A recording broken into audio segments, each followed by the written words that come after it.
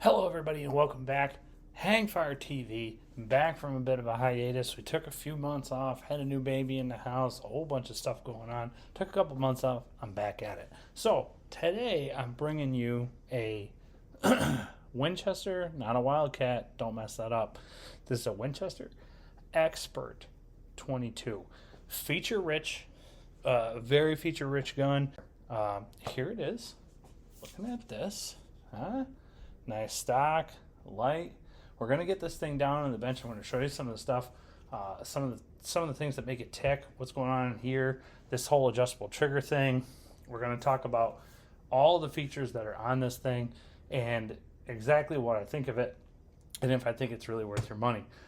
Let's get it down on the bench, and I'll kind of take you through what's going on. Okay, guys, we got you down on the bench with the Winchester Xpert 22 feature-rich firearm. We've got a very common battery of arms here. A bolt action rifle, safety on this side, bolt release over here. Magazines go on the bottom. Winchester's taking the 1022 mags, so they're advertising some cross play here with 22. So we got a Picatinny rail up front. We're drilled and tapped up here for sights. For an optic, we've got adjustable factory sights that are in here, and this thing is kind of a flop. And I can hear you guys screaming at your computer right now. What? No way! This thing's a flop. It's a good start. It's a good start. Let me talk to you about what I think is going on here. Okay, we've got factory sights that they say are adjustable. Okay, yeah, it's adjustable. This thing is also, it's a mirrored gloss.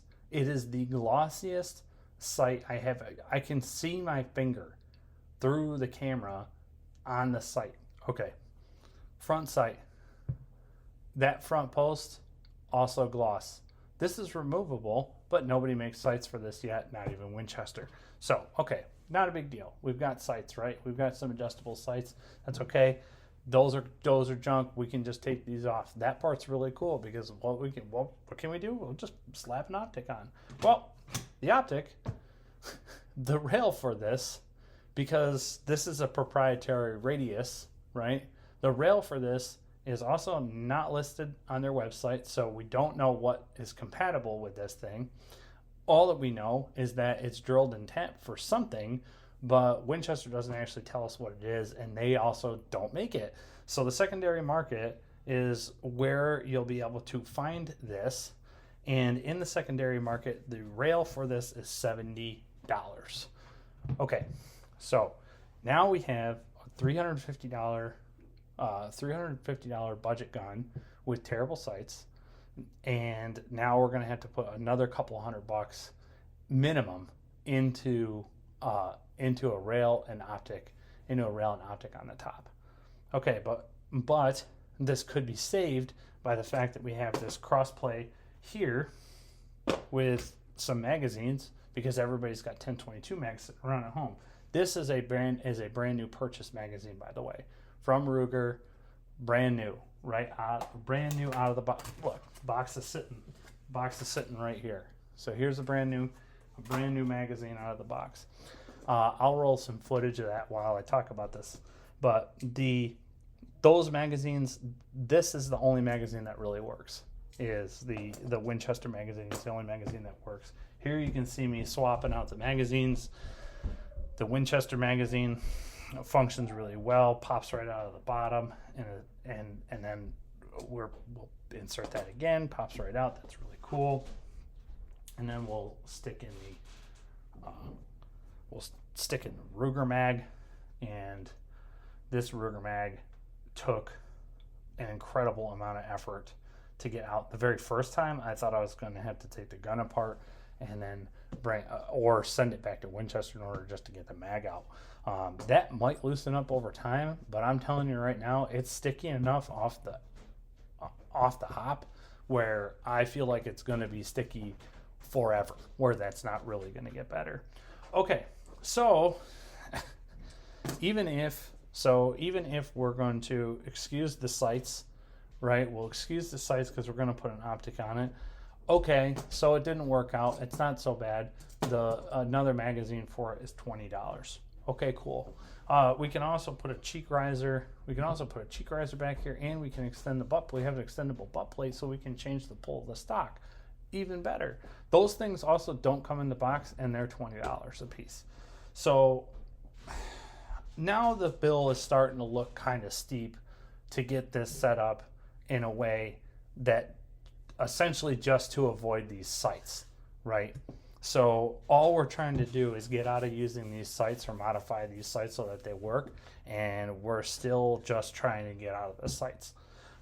This could all be excused if this trigger is fantastic. This is an incredibly crisp trigger. It has an adjustment in a minute. We're going to go through that. It says that it's adjustable between 4 pounds and 7 pounds.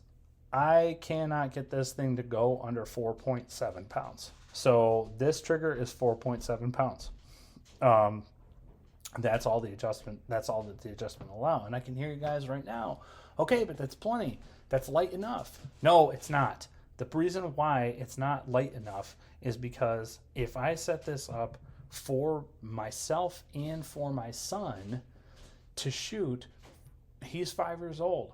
4.5 pounds, 4 3/4 pounds, almost 5 pounds of trigger pull is a boatload for him to be able to bring it down. I mean, that's like an 11 pound, and it's a super crisp trigger. I already told you, it's not like it's got 2 pounds of creep and then 2.5 pounds of take up until you hit a 4 pound wall. That's not what's happening here. It's 4.5 pounds. It's 4 3/4 pounds, and it does not move before you get done with the 4 3/4 pounds.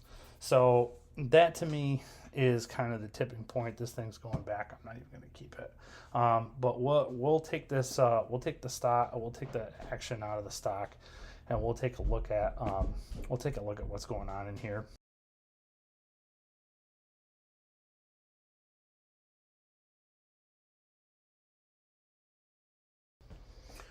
Okay, so now we've got this thing all the way in and all the way down, so we can see the whole thing. And just showed you how to take the stock off. I mean, we just take the bottom metal off of here, and the whole stock just kind of comes out.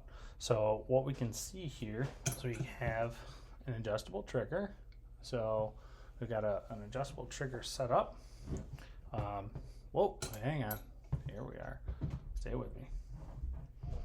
What we can see is that down here at the bottom, so this is our set screw right there. Right there, that's our set screw. So we turn it in, it goes up. We turn it out, it goes down. Weight goes down, right? Safety. So like I said before, I've done some testing here. Tried to bring this as far down as possible. And like I said, this trigger, we cannot get this below 4 3/4 pound threshold. Is as light as I can make it. Now that being said, I can hear the people yelling at me through the computer machine. Now that being said, this may or may not loosen up over time, and this trigger could get better. But like I said, to me, it's an adjustable trigger setup. We should be able to take this thing down to as low as we can possibly make it before we really have a problem. With it. All right, guys. So you can tell me, do you think this thing is worth 350 beans? I'm not so sure. I think that this is a really cool start. I think that when the aftermarket, when they start getting more production of these out, I think that this has the chance to be a really great little handy rifle. The stock setup here is top tier. This pistol grip feels very good. You can lay your thumb down on top. I just think that they just missed the mark on some of the tunability that they wanted to achieve. And again, I mean, $70 for a rail here is quite a bit of cash. and it's almost mandatory that you have to use it because I'm telling you, you can't see the sights. So bad sights, magazine interchange, claimed magazine interchangeability that really doesn't work like it's supposed to, is bad. A very expensive mounting hardware that's also not readily available. You have to, you got to buy it. You got to get it somewhere else because Winchester doesn't sell their stuff on their website. Essentially, we got a really pretty pricey little thing to get set up. Yeah, it's modular, but again, you can get a cheek riser for this. That's another $20. You can extend the stock and get the stock another, inch and a half, a little inch and a half longer. Again, another $20. It's like, okay, the Ruger mags don't work the way that you want them to, so buy some more Winchester magazines, and those things are $20 a piece. I think we're off to a really good start here, nice and light, but we can't really adjust the trigger. Trigger doesn't have the adjustment, I think, the adjustment factor that a lot of us would be looking for. And like I said, I think it's just a bit disappointing at its price point too, because we could spend a couple more dollars and we could probably buy a Ruger American Rimfire 22. And honestly, I think it's a better gun overall. But we didn't even. I had a whole video series planned for this thing. I've got a bunch of more videos that I really want to get to. You guys have been great. Everybody's been keeping it rolling this first year. This first year on YouTube, I worked on the formatting, worked on how I wanted to present, but I got a bunch of things coming up that I want to talk to you guys about. And this thing was really supposed to be great, and it just. I was going to take this out. We're going to do a whole series on it. I was going to do it with my son. It was going to be amazing. I've got other things I want to talk to you guys about. Some of the